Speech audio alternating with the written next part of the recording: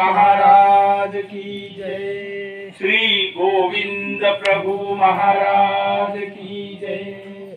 खनेपुरीचे महान तीर्थस्थान की जय। परब्रह्म परमेश्वर सर्वज्ञ श्री चक्रधर प्रभूंच्या कृपेने या ठिकाणी उपहार महोत्सव माली पिंपळगाव येथील श्रद्धावान भाविक भक्त अत्यंत भक्तिभावाने श्री चक्रधर प्रभूंच्या श्रीचरणी उपहार करीत आहेत। उपहाराचं अतिशय महत्व आहे।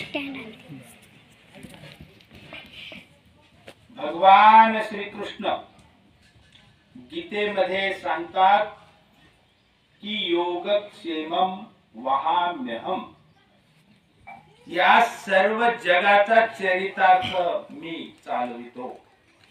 परमेश्वर हाच आपला पोषण करता आहे, परमेश्वर हाच आपला योगक्षेम चालविणारा आहे। कारण भगवंतांनी सांगितलेलं आहे योगक्षेमम वहाम्यहम, त्या सर्व चराचराचा योगक्षेम मी चालवितो असं भगवान श्रीकृष्णांनी सांगितलेलं आहे। तो परमेश्वर देणारा आहे म्हणून त्याला आपण दाता म्हणतो। दाता म्हणजे देणारा, आणि दाता म्हणता म्हणता त्या परमेश्वराने दत्त हे नाम स्वीकारलं। देणारा परमेश्वर, मग त्याला आपण जीव काय देणार? काय देणार? आपल्याकडे काय आहे देण्यासारखं? आपल्याकडे काहीच नाही देण्यासारखं, पण आपल्याकडे देण्यासारखं आहे ते आहे भक्तिभाव। आणि हा भक्तिभाव आपण देत असतो आणि त्याला निमित्त असतं ते उपहार। हे परमेश्वरा तुझ्याच कृपेने तुझ्याच साह्याने हे आम्हाला ग्रस्ताश्रमामध्ये हे प्राप्त झालेलं आहे। तुझ्याच आज्ञेचं पालन करीत करीत तुझ्याच धर्माचं आचरण करीत करीत ग्रस्ताश्रमामध्ये आम्हाला हे जे काही प्राप्त झालेलं आहे हे आम्ही तुला अर्पण करतो। कारण हे सर्व काही देवाचं आहे, हे सगळेही देवाचे की आपण जन्माला येण्याच्या आधी या सगळ्या गोष्टी इथं होत्या, आज आहेत आणि उद्याही राहणार आहेत, फक्त आपण नसणार आहोत। हे सर्व देवाचंच आहे आणि मग देवाच्या कृपेने घ्यायचं आणि भक्तिभावाने देवालाच अर्पण करायचं, त्याला म्हणतात उपहार। उपहार म्हणजे परमेश्वराला अर्पण करणं। आणि अशा पद्धतीने हा उपहार करण्यासाठी नेहमी संसारामधून वेळ काढून माली पिंपळगावचे भक्त मंडळी इथे येतात आणि नेहमी या ठिकाणी उपहार करीत असतात। आणि त्याचप्रमाणे आजचा सुद्धा हा त्यांचा विधी आहे आणि हा विधी परमेश्वराने स्वीकार केलेला आहे की परमेश्वराची कृपा लाभणार आहे। त्यामुळे उपहार का दाखवायचा? परमेश्वराला भोजन का द्यायचं? आता आश्चर्याची गोष्ट आहे की जो देणारा आहे असा तो परमेश्वर कर्तुम अकर्तुम सर्वथा कर्तुम असा तो परमेश्वर आणि भक्ताचं भोजन का करतो? गोकुळामध्ये असताना गवळणीची नजर चुकून त्यांच्या घरामध्ये प्रवेश करतो काय?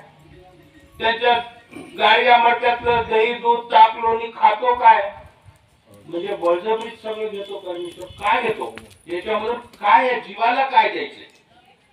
फार मोठं जीवाला द्यायचं आहे म्हणून परमेश्वर घेत असतो। जेव्हा परमेश्वर घेतो ना त्यावेळेस आपलं फार मोठं भाग्य असतं। पण काही जीवांना, अज्ञानी जीवांना देण्याचं माहिती नसतं।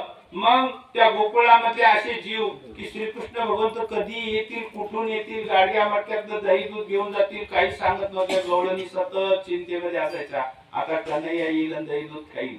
आणि मग भगवान श्रीकृष्ण आपले बाल सवंगड्यासह कधी खिडकीतून प्रवेश करायचे, कधी स्वप्नातून प्रवेश करायचे।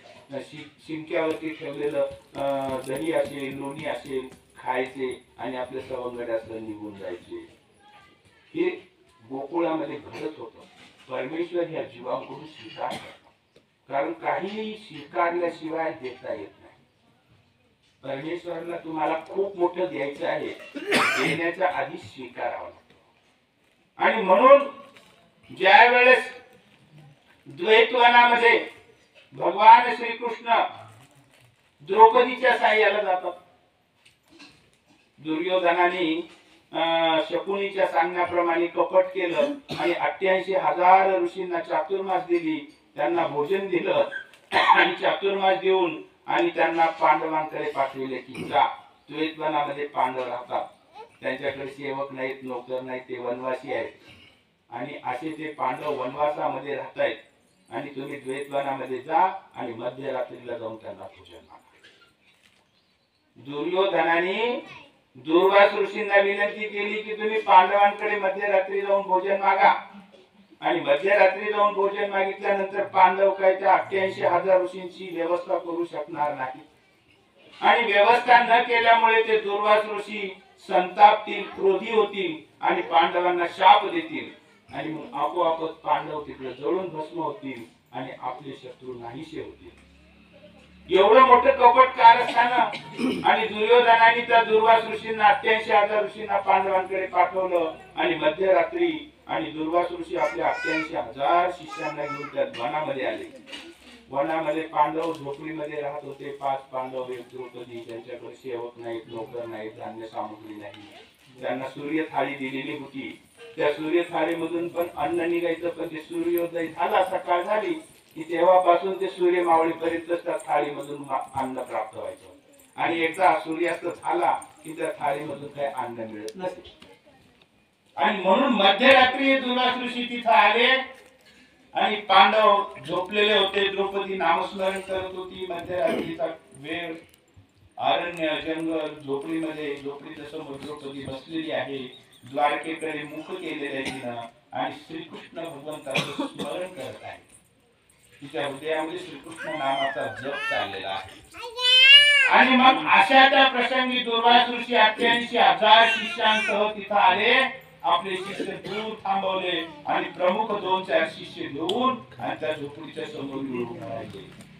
चांदण्याच्या प्रकाशामध्ये दुर्वास ऋषी दिसत होते, पाठीमागे त्यांचे 2-4 प्रमुख शिष्य. आणि दुर्वास ऋषीने हातामध्ये कमंडलू, एका हातामध्ये, एकामध्ये दंड, आणि ते म्हणाले द्रौपदीला, हे द्रौपदी, आम्ही तुझ्याकडे आलो आहोत, अतिथी म्हणून आलो आहोत, आम्हाला भोजन दे. माझे 88,000 शिष्य तिकडे थांबलेले आहेत, आम्हाला सगळ्यांना भोजन करायचं आहे. हस्तिनापुराहून लांबून प्रवास करून आलेलो आहोत आम्ही, आम्हाला खूप भूक लागलेली आहे आणि आता आम्ही तुमच्याकडे अतिथी म्हणून आलो, आमच्या जेवणाची तात्काळ व्यवस्था करा. द्रौपदीने ते आवाज ऐकला, उठले, जो समोर जाऊन दंडवत केला त्या दुर्वास ऋषींना, हात जोडून उभे राहिले. हे म्हणे द्रौपदी, आम्ही भुकेलो अतिथी आहोत, आम्हाला भोजन पाहिजे. 88,000 माझे शिष्य तिकडे थांबले, आम्हाला सगळ्यांना भोजन दे. आणि ते आवाज ऐकून पांडव झोपेतून उठले. काय झालं, कावळे बावळे झाले, विचार समोर आले. त्यांनी पण दंडवत केला दुर्वास ऋषींना, उभे राहिले. आणि मग दुर्वास ऋषी म्हणाले, युधिष्ठिरा, आमची जेवणाची व्यवस्था कर. आता पांडवांच्या घरामध्ये काहीच नाही, झोपडीमध्ये, आणि त्या ताट असं आहे ना, सूर्य थाळीला धुवून राख लावून आणि ती सूर्य थाळी ठेवून गेलेली होती. आता रात्री तर त्याच्यातून काही भोजन मिळत नव्हतं, आणि हे दुर्वास ऋषी थांबायला तयार नाहीत. आणि ते म्हणतात की लवकर जेवणाची तयारी करा. आणि दुर्वास ऋषीचा लौकिक होता की ज्याने कुणी मनाप्रमाणे ऐकलं नाही की त्याला शाप द्यायचे, भस्म करून टाकायचे. असे थरथर कापायचे दुर्वास ऋषीला त्या काळातले सगळे. आणि दुर्वास ऋषी जेवण मागतायचं, कुठून द्यायचं, पांडवांना तर काही शब्दच फुटेना. मग तेवढा म्हणजे द्रौपदीनं मार्ग काढला. धैर्याने ती म्हणाली, मुनीवर्य, आपण आला म्हणून ठीक आहे, आम्ही तुमची व्यवस्था करतो. तुम्ही आता इथे नदीवरती जवळच नदी आहे, तिथे जा, स्नान करा, तुम्ही या, तुम्ही येईपर्यंत आमच्या इकडे भोजन तयार होईल. आणि मग ते दुर्वास ऋषी म्हणले, ठीक आहे, चला रे चला, सगळे जण चला आता स्नानाला, असं म्हणून हर हर हर हर महादेव अशी घोषणा करत आणि ते नदीच्या दिशेने निघून गेले. आणि इकडे पांडव द्रौपदीला म्हणाले, द्रौपदी, आणि काय तू नवीनच आणखी प्रश्न निर्माण केले, थोड्याच वेळात ते दुर्वास ऋषी येतील आणि भोजन मागतील आणि आपल्याकडे काहीच नाही. आपण भोजन जर नाही दिलं तर ते आपल्याला शाप देतील. पांडव म्हणायला लागले, द्रौपदी म्हणाली, चिंता कशाला करता तुम्ही? तो द्वारकाधीश भगवान श्रीकृष्ण तो हा आपल्या पाठीशी आहे, तोच यातून मार्ग काढेल, आपल्याला या प्रसंगी सहाय्य करेल. तुम्ही काही चिंता करू नका. असं म्हणून ती द्रौपदी झोपडीच्या पाठीमागे जाऊन एक वस्त्र अंथरून त्या वस्त्रावरती आणि द्वारकेकडे मुख करून आणि डोक्यावरती असा पदर घेतला तिनं आणि तिनं स्मरणाला सुरुवात केली. मध्यरात्रीची वेळ आहे, द्रौपदी स्मरणाला बसलीये. तिच्यावर मोठं संकट कोसळलेलं आहे. 88,000 ऋषी आता थोड्या वेळाने तिथे येणार आहेत, भोजन मागणार आहेत. काहीच स्वयंपाक नाही, मोठं संकट आहे. आणि तिनं श्रीकृष्ण भगवंताचा धावा सुरुवात केला. नेत्रातून अश्रू वाहायला लागले. संकट आल्यावर कशी अवस्था होत असते तशी अवस्था तिची झालेली आहे. नेत्रातून अश्रू व्हायला लागले. परमेश्वराचा ती प्रार्थना करायला लागली, हे श्रीकृष्णा, धाव पाव श्री कृष्ण बांधवा, बहुसंकट पडले, अनाथ मी करी मान्य प्रार्थना. हे परमेश्वरा, हे श्रीकृष्णा, धावते माझ्या सहाय्याला, माझं रक्षण कर. आम्ही पांडव या ठिकाणी संकटामध्ये पडलेलो आहोत. मध्यरात्रीची वेळ आहे आणि या वेळेला दुर्वास ऋषी 88,000 शिष्यांना घेऊन इथं आलेले आहेत आणि ते भोजन मागतायत. हे परमेश्वरा, आमच्याकडे काहीच नाही, अन्नाचा कण नाही. तुझ्या भरवशावरती माझा तुझ्यावरती विश्वास आहे, माझी श्रद्धा आहे. तू भक्ताचा सखा आहेस, तू भक्ताचा रक्षण करता आहेस, हा ठाम विश्वास माझ्या अंतःकरणामध्ये आहे. आणि म्हणून तुझ्या विश्वासावरती मी त्या दुर्वास ऋषींना स्नानासाठी नदीवर पाठविलेला आहे. आणि आता थोड्या वेळात स्नान आटोपले की ते सगळे जण इथं येतील आणि अन्न मागतील. आणि त्यांना जर आम्ही अन्न दिलं नाही, त्यांना जर आम्ही भोजन दिलं नाही, तर ते क्रोधी असलेले दुर्वास ऋषी संतप्त होतील आणि आम्हाला श्राप देतील, आम्ही जळून भस्म होऊ. हे श्रीकृष्णा, आमच्यावरती घोर संकट आलेलं आहे. जसं अरण्यामध्ये अग्नी पेटलेला आहे, अरण्य जळत आहे, चोहो बाजूनी अग्नी लागलेला आहे आणि त्याच्यामध्ये हरणाचं एक पाडस गुंतलेलं आहे. रस्ता नाही, सगळीकडून अग्नी पेटलेला आहे. तशी आमची अवस्था झालेली आहे. भगवंता भाऊने रक्षण कर आमचं, तुझ्या वाचून आमचं कोण आहे? असं श्री द्रौपदी श्रीकृष्ण भगवंताचं स्मरण करायला लागली. नेत्रातून अश्रूच्या धारा व्हायला लागलेले, तर सद्गदित अंतःकरणाने ती परमेश्वराला प्रार्थना करायला लागली. इकडे भगवान श्रीकृष्ण द्वारकेमध्ये आपल्या महालामध्ये मंचकावरती झोपलेले होते आणि तात्काळ देव जागे झाले, उठून बसले. रुक्मिणी देवीला मोठं आश्चर्य वाटलं. मध्यरात्री काय झालं देवाला?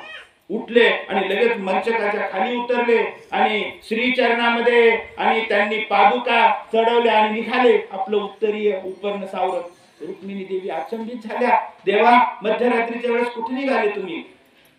तर श्रीकृष्ण म्हणतात, देवी, माझी भगिनी द्रौपदी द्वैतवनामध्ये संकटामध्ये सापडलेली आहे आणि मला तिच्या रक्षणासाठी जावं लागेल. रुक्मिणी देवी म्हणतात, देवा, अहो इतक्या मध्यरात्री तुम्ही चालले? इतक्या मध्यरात्री, सकाळ झाल्यावर जा ना तुम्ही. नाही, मला देवी आत्ताच गेलं पाहिजे. आणि भगवान श्रीकृष्ण तात्काळ गुप्त झाले आणि द्वैतवनामध्ये द्रौपदीच्या समोर प्रकट झाले. लख प्रकाश पडला, सावळी मूर्ती, मोरपीस, मुकुट आणि हसत हसत श्रीकृष्ण भगवंत द्रौपदीकडे पाहत आहेत. आणि द्रौपदीचा प्रकाश पडला आणि तिने लगेच मुखावरती टाकलेलं वस्त्र बाजूला केलं. पाहिलं तर साक्षात द्वारकाधीश आपल्या समोर प्रगट झालेले आहे. आता चिंता कशाला? आणि उठून तात्काळ तिने देवाच्या श्रीचरणावरती मस्तक ठेवलं, दंडवत केला. पांडव धावत आले, पांडवांनी सुद्धा दंडवत केला आणि मग देवाला आसन रचलं आणि द्वारकाधीश भगवान श्रीकृष्ण त्या झोपडीमध्ये आणि त्या पांडवांनी रचलेल्या अंतरलेल्या आसनावरती विराजमान झाले. पांडव समोर हात जोडून बसले श्रीचरणाजवळ आणि श्रीकृष्ण भगवंत हसत हसत द्रौपदीकडे दृष्टीक्षेप टाकत म्हणाले, हे कृष्णे, इतक्या मध्यरात्री तू कशाला बोलवलंस मला? तू हाक मारली, मी धावत आलो, कशाला बोलवलं सांग? त्यावेळेस द्रौपदी हात जोडून म्हणाली, देवा श्रीकृष्णा, तू अंतरामधलं मनामधलं सर्व जाणतोस, तू सर्वज्ञ आहे. आमच्यावर काय संकट आलेलं आहे हे तू जाणतोस, तुला शब्दाने सांगावं असं काय आहे? त्यावेळेस श्रीकृष्ण भगवंत संतुष्ट होऊन म्हणतात, हो हो, ते आता राहू दे. मी फार दुरून द्वारकेवरून प्रवास करून आलेलो आहे. आता मला पण फार भूक लागलेली आहे. आधी मला जेवण दे, मग ते दुर्वास ऋषींना मी काय व्यवस्था करायची ती बघेन. त्यावेळेस द्रौपदी म्हणाली, देवा तुम्ही पण माझी परीक्षा बघता? अहो माझ्याकडे कण नाही अन्नाचा, तुम्हाला काय जेवायला काय देऊ मी या मध्यरात्री? द्रौपदी ते मला चालत नाही. देव म्हणाले, मी फुकट कुणाचं कार्य करीत नाही. आधी घेतो आणि मग देतो. पहिले मला जेवायला दे, मग तुझं संकष्ट निवारण करेल. 88,000 ऋषींना भोजन देईल, आधी मला भोजन दे. द्रौपदीनं जाणलं की देव आपली परीक्षा घेत आहे. नाही तर देव मागायला एवढा मोठा द्वारकाधीश, त्रैलोक्याचा, या सगळ्या देवी देवताचा राजा, आणि तो आणि हात पुढे करून म्हणतोय मला जेवण दे. निश्चितच भगवंत आपली परीक्षा बघत आहेत.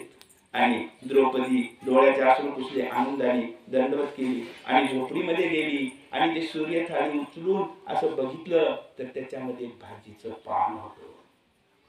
भाजीचं पान तसंच राहिलेलं होतं. आणि तिला हर्ष झाला, काहीतरी देवाला देण्यासाठी माझ्याकडे आहे. माझ्या झोपडीमध्ये भाजीचं पान का होईना आहे, म्हणूनच देव मला मागतायत. देवानीच निर्माण केलं होतं ते.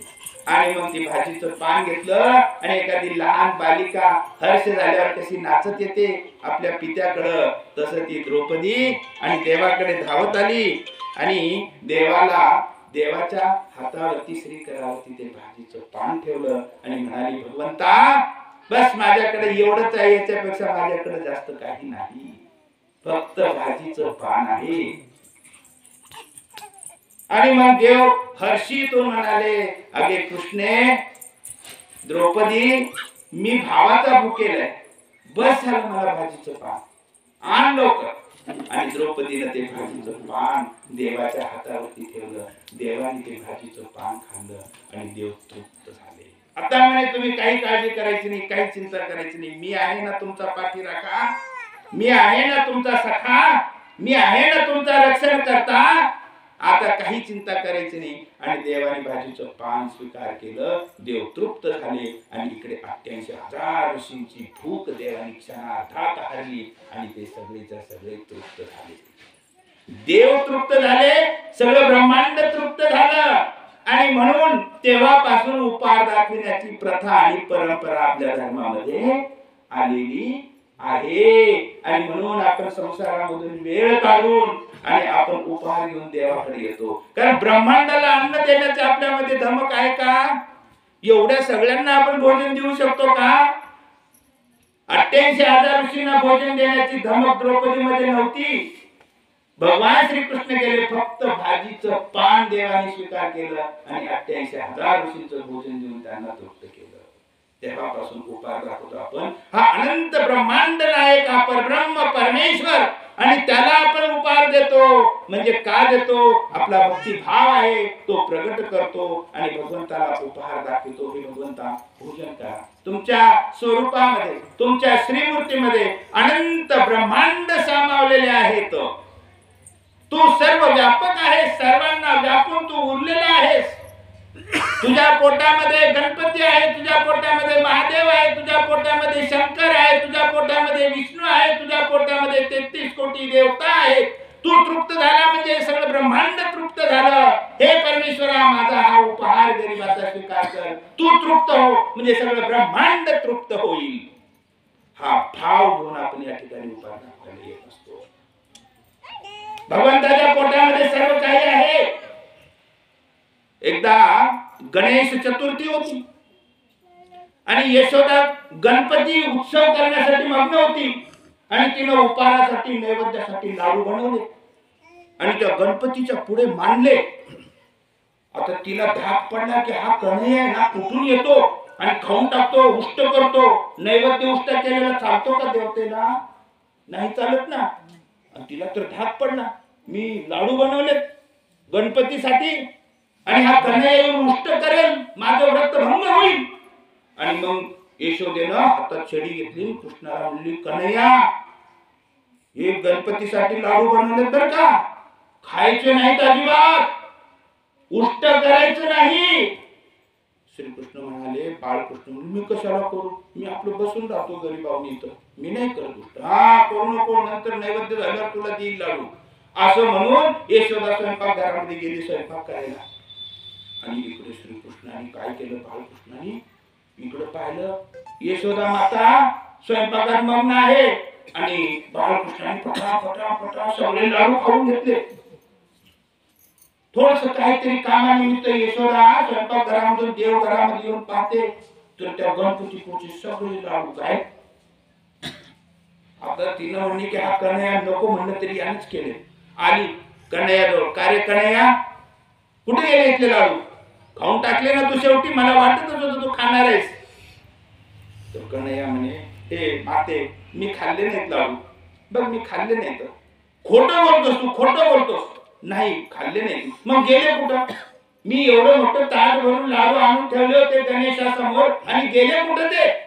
म्हणे काय सांगू म्हणे माते, एक ढेरपोट असलेला हत्तीसारखा दिसणारा, एक उंदरासारखा दिसणारा एक हत्ती एवढा प्राणी आला होता. मी फारच घाबरलो आणि मी लपून बसलो. आणि त्या हत्तीसारख्या दिसणाऱ्या, हत्ती एवढं पोट असणाऱ्या आणि उंदरासारख्या दिसणाऱ्या त्या प्राण्याने म्हणजे पट लाडू खाऊन टाकले म्हणे आणि पळून गेला म्हणे इकडून खिडकीतून.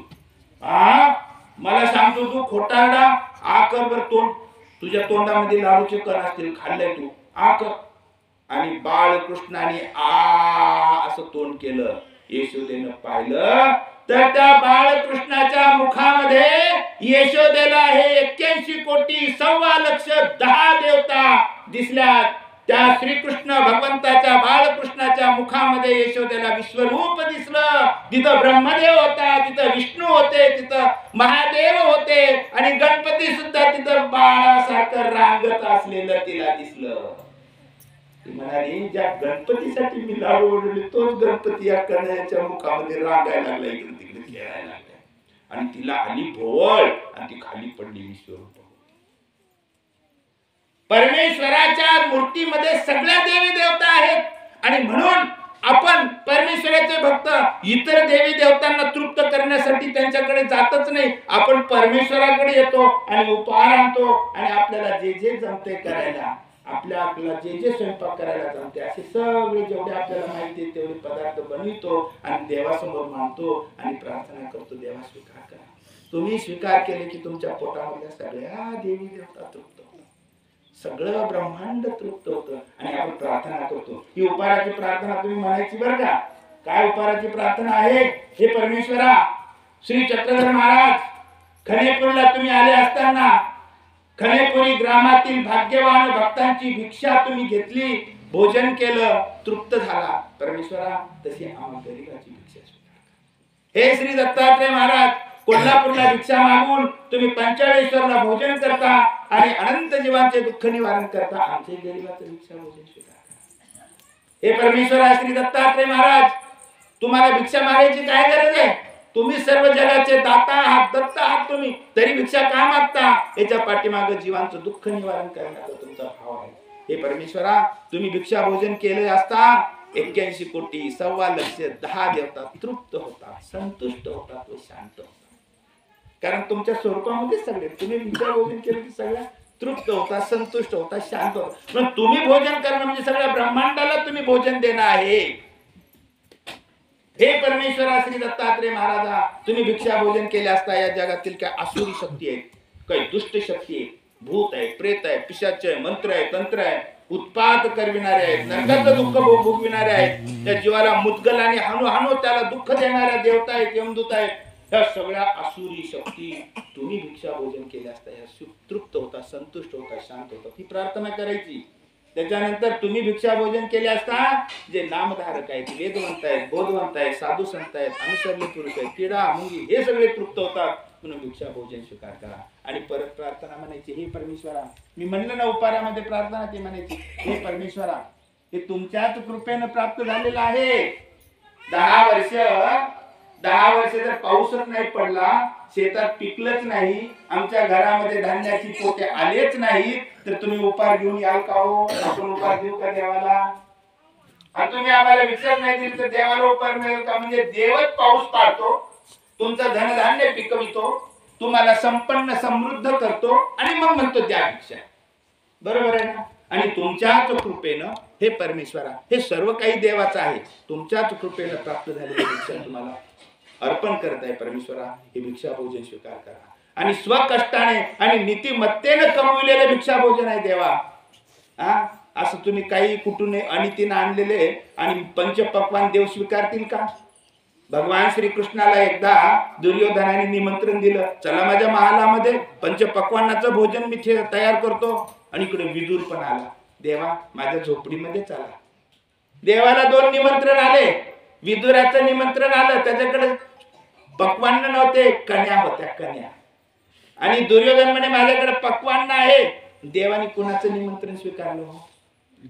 विदुराचं. कारण देवाला स्वकष्टाने, नीतिमत्तेनं आणि श्रद्धेनं तुम्ही काही जरी दिलेत तरी देव ते स्वीकार करतात. म्हणून हे परमेश्वरा, तुमच्या कृपेनं माझ्या गृहस्थाश्रमामध्ये तुमच्या धर्माचं पालन करीत करीत स्वकष्टाने नीतिमत्तेनं कमविलेले भोजन स्वीकार करा. आणि आमच्यावर येणारी विघ्न, संकट, कारण विघ्न येतीलच कसे?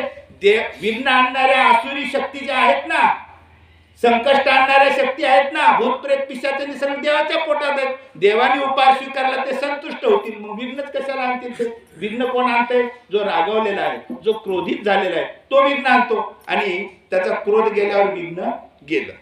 तुम्ही रस्त्याने यायला लागले, ट्रॅफिक पोलीस आहे, रागवला, बाजूला घ्या म्हणला गाडी, रागवलाय तो, गाडी बाजूला घेतली आणि मग तो जवळ आला आणि मग तुम्हाला जगातला व्यवहार माहिती आहे, जगातला व्यवहार माहिती, त्याला शांत करण्याचा हळूच पाकिट काढलं, 2 नोटा काढल्या, त्याच्या हातात ठेवल्या. त्याचा क्रोध गेला की राहिला? हे जगातला व्यवहार सांगतो, तसं करा म्हणत नाही, समर्थन करत नाही. पण रागवलेला माणूस आहे, रागाने आलेला आहे आणि त्याच्या हातात 2 नोटा ठेवल्या आणि मग तो त्याचा राग गेला पळून. तो साहेब जा, म्हणजे रागवल्यावर संकष्ट, विघ्न, आणि शांत झाल्यावर सुटका. मग ह्या सगळ्या विघ्न येतात ते देवी देवता कार्य करतात आणि सगळ्या देवी देवता त्या परमेश्वराच्या स्वरूपामध्ये आहेत. आणि म्हणून आपण उपहार दाखविल्यानंतर परमेश्वराने तो स्वीकार केला, परमेश्वर संतुष्ट झाले, आपोआप सगळे विघ्न टळले. सुदामाला दारिद्र्य भोगविणाऱ्या देवताच होत्या, पण भगवंतानी सुदामाचे पोहे घेतले आणि त्याचं सगळं दारिद्र्य निघून गेलं आणि तो त्याला सोन्याची नगरी मिळाली. उपहाराचं फार मोठं महत्व आहे आणि हे तुम्हाला महत्व ठाऊक आहे. सगळं नाही कळलं तरी चालेल, पण उपहार दाखवणं कळलं तर सगळंच कळण्यासारखं आहे. म्हणून तुम्ही वेळात वेळ काढून संसारामधून खनेपूरला पिढ्यानपिढ्या येत आले, तुमचे पूर्वज पण येत आलेत, पूर्वजांचे पूर्वज येत आलेत, तुम्ही येतात, तुमचे वंशज बी येणार. ही परंपरा चालतच राहणार आहे उपहार आणण्याची. तुम्ही काय पहिल्यांदा आलेले नाहीत आणि शेवट बी नाही, हा हे चालतच राहणार आहे. परमेश्वराने तुमचा हा उपहार स्वीकारलेला आहे. असंच तुम्हाला उपहार घडत राहो, असे साधू संतांची सेवा घडत राहो, तुमच्या संसारामध्ये बरकत येऊ, तुमच्या संसारामध्ये परमेश्वराने तुम्हाला यश देऊ, तुमच्यावरती कृपादृष्टी असू द्यावी, असं माली पिंपळगाव येथून आलेल्या सर्व भक्तांना परमेश्वराने कृपा करावी अशी मी ईश्वरचरणी प्रार्थना करतो. आणि तुमचा बहुमोल वेळ दिलेला आहे. धन संपत्ती मिळेल, देतील लोक, पण वेळ देत नाहीत. सर्व दानात श्रेष्ठ दान कोणतं आहे? वेळेचं दान आहे. साधू संत कुठं पंक्ती करतात का मार्गाला? साधू संत काही मोठमोठे काही खर्च करतात का? ते जगाकडून घेतात. बरोबर आहे ना? तेच जगाकडून घेतात, तरी आपण त्यांना श्रेष्ठ का मानतो? कारण त्यांनी आपला वेळ दिलेला आहे, त्यांनी आपलं आयुष्य दिलेलं आहे. सर्व दानात श्रेष्ठ दान कोणतं आहे? वेळेचं दान. कारण एक गेलेला मिनिट आपण लाखो करोडो रुपये खर्च केले तरी वापस आणू शकत नाही, आणि तो आयुष्यातला वेळ देणं ही सर्वात मोठी गोष्ट आहे. साधू संत आपला वेळ परमेश्वराच्या आज्ञा पालन करण्यासाठी देतात, म्हणून त्यांना आपण कधी पण श्रेष्ठच मानतो. कारण ते पण दान करणारे आहेत आणि आपण पण दान करणारे आहोत. पण आपण दान काय करतो? जे परमेश्वराने निर्माण केले ते करतो. जो लिया यही से लिया, जो दिया यही पर दिया, खाली हात चले, खाली हात आए, खाली हात चले. आपण जे परमेश्वराने दिलं तर दान करतो, पण साधू संत आपलं आयुष्याचं दान करतात, आपला वेळ परमेश्वराला देतात. बरोबर आहे. तुम्ही सुद्धा सकाळपासून इथं वेळ दिलेला आहे, तुम्ही सुद्धा सेवा केलेली आहे, उपहार आणलेला आहे. असाच तुम्हाला देवधर्म करत राहो अशी ईश्वर चरणी मी प्रार्थना करतो. आणि आता भोजनाची वेळ आहे, कारण 9 प्रकारची भक्ती सांगितलेली आहे. आता भोजन प्रसाद घेणं म्हणजे हा नवविधा भक्तीमधला शेवटची भक्ती आहे. प्रसाद घेतला की भक्ती झाली. म्हणून आता भोजनाची वेळ झालेली. आता जय जयकार करूया आपण सगळे. श्री गोपाल मोठ्याने म्हणा, फक्त म्हणा बसत मोठ्याने म्हणा फक्त. श्री चक्रपाणी महाराज की जय. श्री गोविंद प्रभु महाराज की जय. सर्वज्ञ श्री चक्रधर स्वामी की जय. सर्व साधू संतन की जय.